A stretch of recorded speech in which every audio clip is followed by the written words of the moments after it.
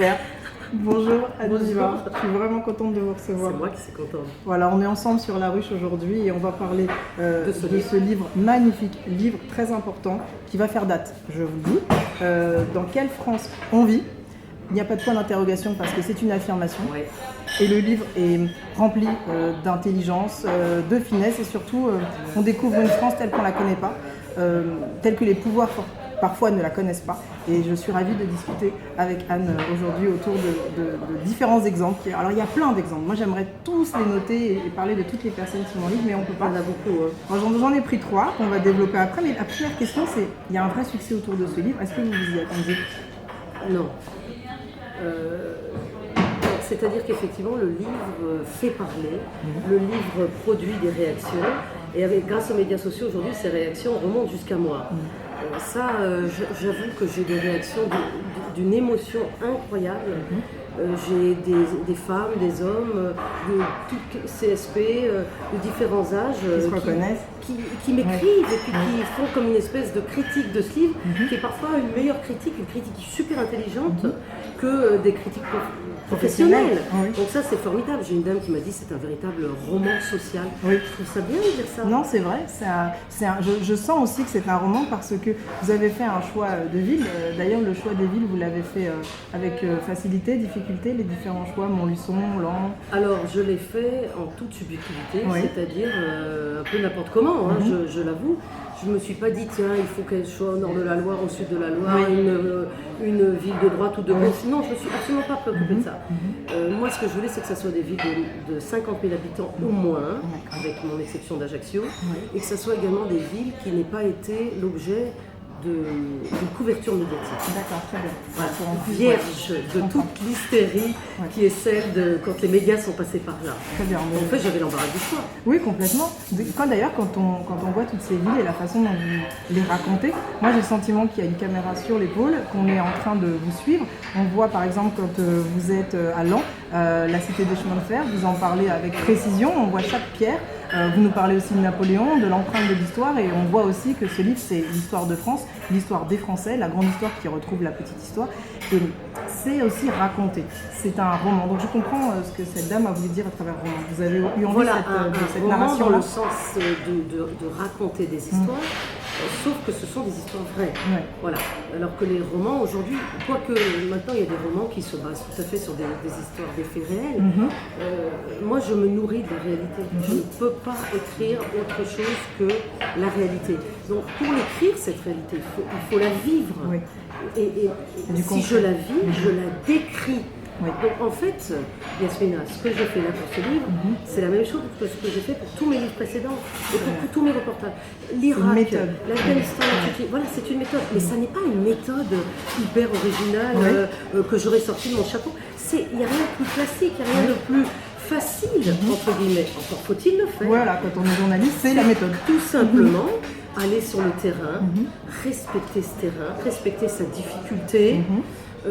Être patiente sur le terrain, y arriver avec humilité. Oui, vous avez dû obtenir la confiance de toutes ces personnes. Sans idées reçues, stéréotypées. Voilà, obtenir la confiance. Mais ça, c'est le B à bas. Oui, normalement. Prendre du temps.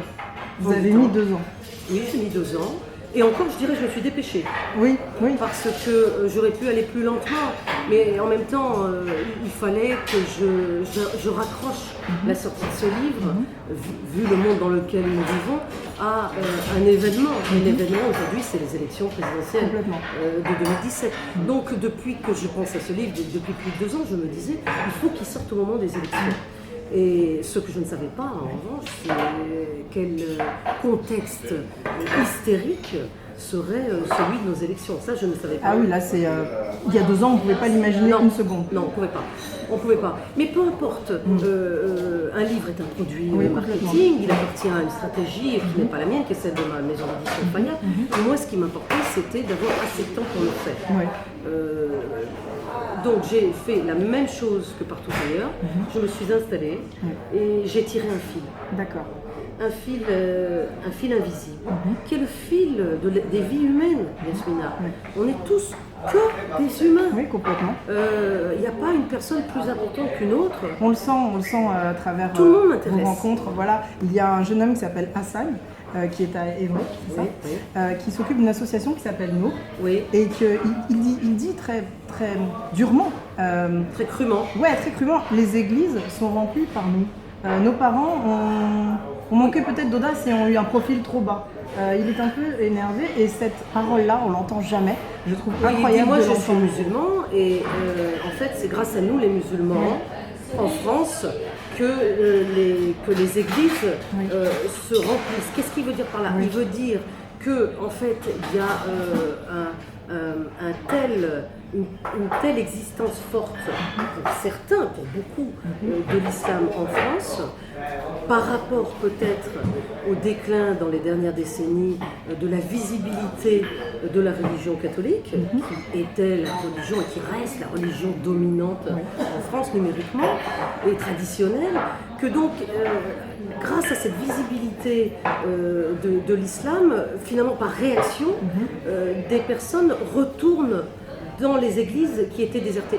C'est un point de vue effectivement qu'on n'entend jamais, c'est un point de vue que je trouve très intéressant, que j'ai entendu de sa bouche en premier parce qu'il me l'a dit comme on le dit là, mais je l'ai entendu ailleurs, dans d'autres villes, de la part d'autres musulmans. Il n'est pas le seul à penser comme ça. Complètement. Donc on se rend compte qu'avec ce livre-là, qu'il y a une France qui pense, Oui, voilà. que parfois les pouvoirs politiques oublient que cette France Tout le temps. pense. Voilà. Et c'est pour ça que le livre bouscule tout le monde. Parce qu'on se rend compte qu'il y a des gens qui ont un point de vue et il y a quelques mois, même s'il y a 2 ans on ne savait pas qu'aujourd'hui on aurait une campagne aussi folle, ils tombent très bien. Parce que j'ai l'impression que le succès vient aussi du fait que, parce que cette campagne est folle, les Français ont besoin de comprendre aussi. Oui. Et de se comprendre et de s'apprendre. On s'apprend quand Peut-être s'apprendre, oui, à comprendre, se rendre compte, Oui. réaliser qu'ils existent par eux-mêmes, qu'ils ont la parole et que cette parole n'est pas vaine, elle n'est pas bête, elle n'est pas inutile. Moi j'en ai un petit peu assez d'avoir devant moi des interlocuteurs divers et variés, y compris dans les médias, qui ont eux beaucoup de mal à se rendre compte que la parole d'un kidam, de quelqu'un qui n'a pas forcément de pouvoir, eh bien, a autant d'importance que celle de celui qui en a le pouvoir. Je ne comprends pas cette inégalité. Moi, je suis journaliste. Pour moi, l'essence, la quintessence même du journalisme et du journaliste reporter, c'est de donner la parole à tous.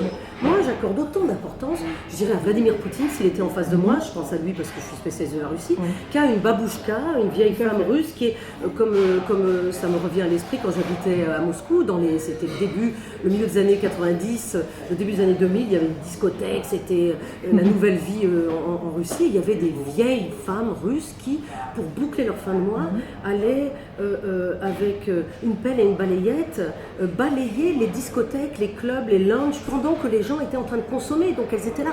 Il fallait baisser la tête pour les regarder. Moi j'avais fait un article sur ces femmes. Ouais. Donc tout le monde a quelque chose à dire.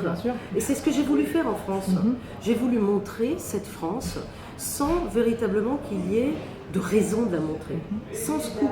Pourquoi il faut besoin d'un scoop pour y aller? Il n'y a aucun jugement. Mais qui suis-je pour juger, Yasmina?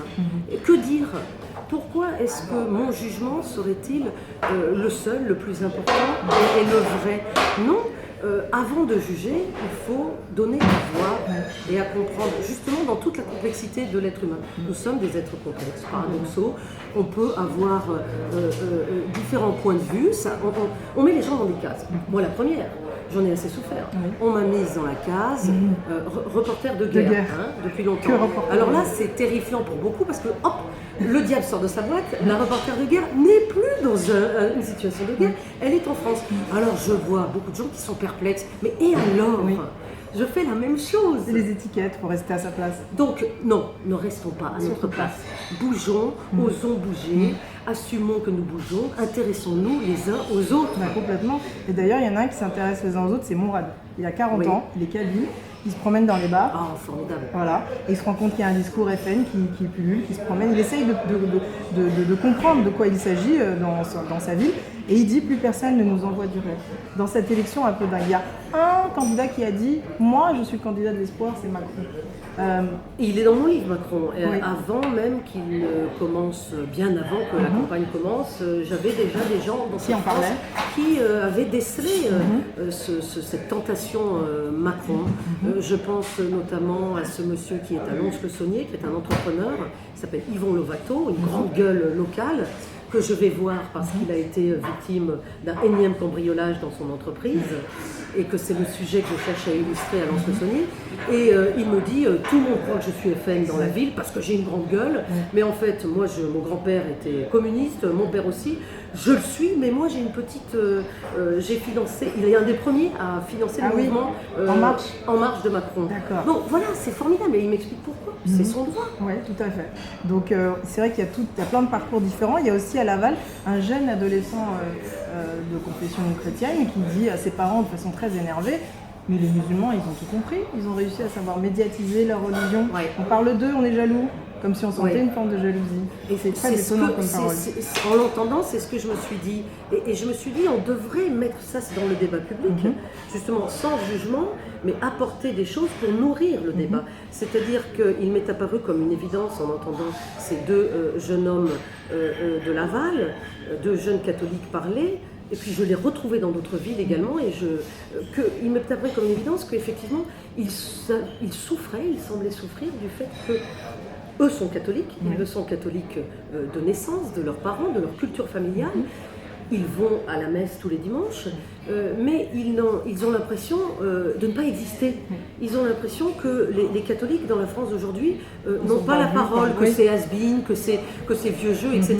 Et ils voient leurs copains musulmans du même âge qu'eux, 18, 20, 22 ans. L'ouverture du 20h. Et voilà. Alors, et ça n'est jamais dit. Mais c'est pour ça que c'est étonnant.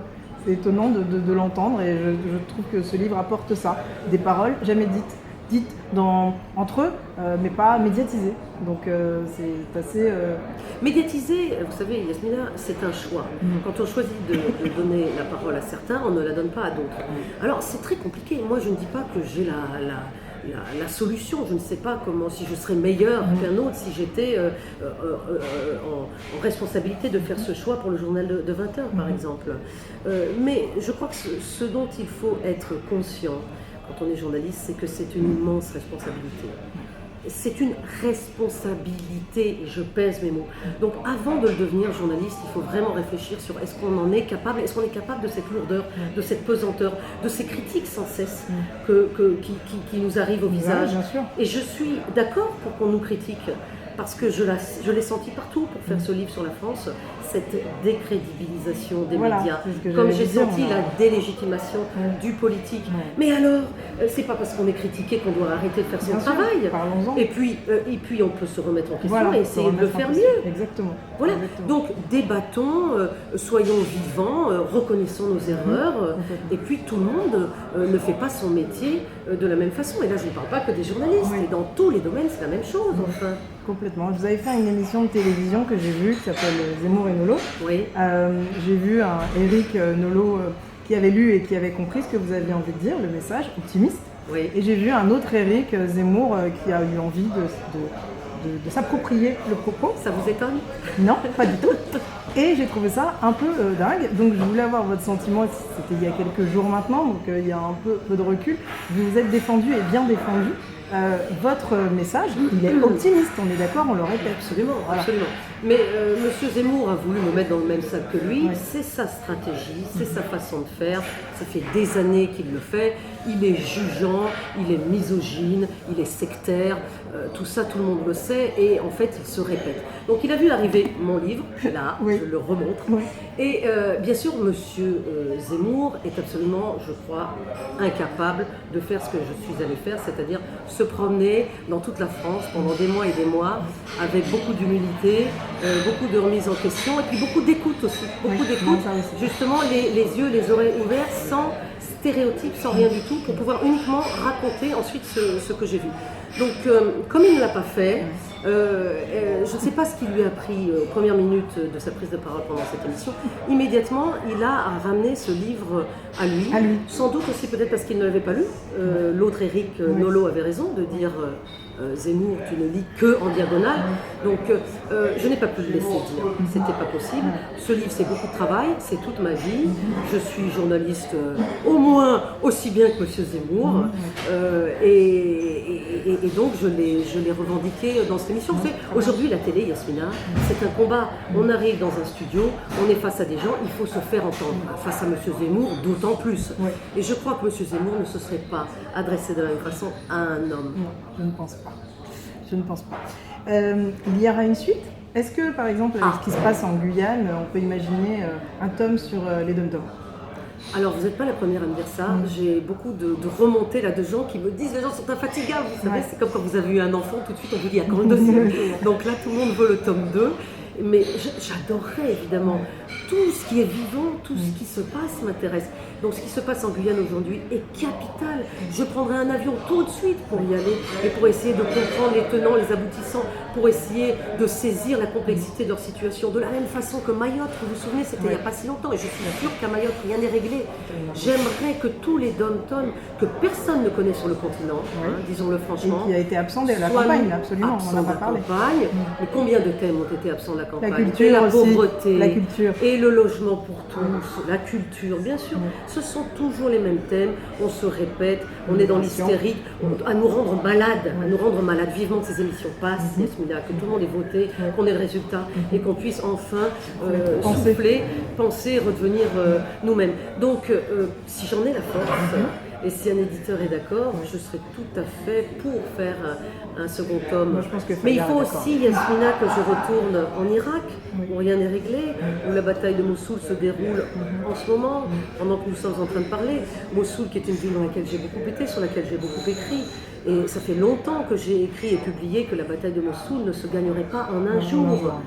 Mais comment expliquer toute cette complexité aujourd'hui à une société française qui elle-même est en proie à beaucoup de démons? Bien sûr, complètement. Mais en tout cas, voilà, vous en savez beaucoup plus sur le livre qu'on remontre tout de suite. Voilà. Merci Yasmina. Voilà, dans quelle France on vit, toujours une affirmation, c'est passionnant. Si vous voulez savoir dans quelle France on vit, voilà. C'est là-dedans. Exactement. Donc on vous remercie et on vous dit à très vite sur La Ruche Média. À bientôt. À très vite.